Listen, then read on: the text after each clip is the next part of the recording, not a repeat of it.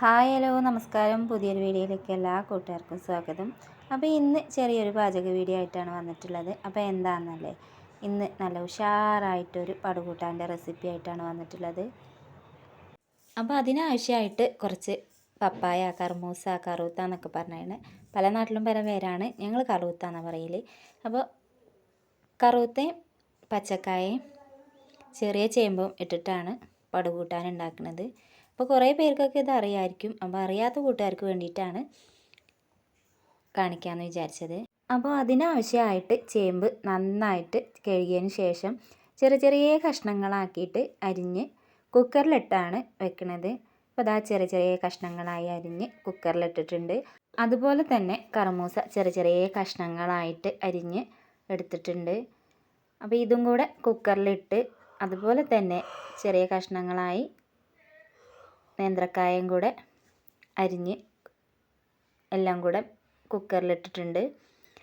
അതിന് ശേഷം ഇതാ ആവശ്യത്തിന് ഉപ്പിട്ട് കൊടുത്തിട്ടുണ്ട്.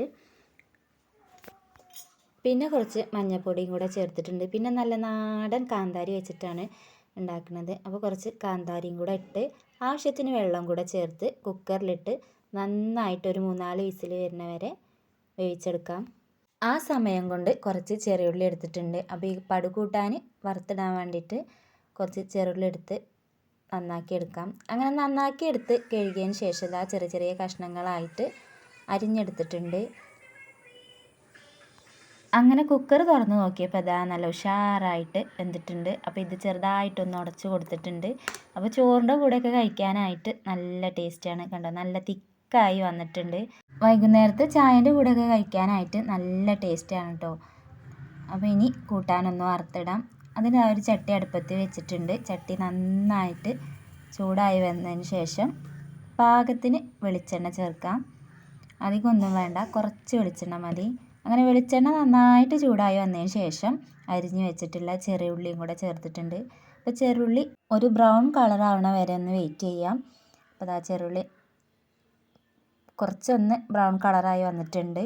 അപ്പോൾ അതിന് ശേഷം ആവശ്യത്തിന് കറിവേപ്പില ചേർത്ത് കൊടുക്കാം.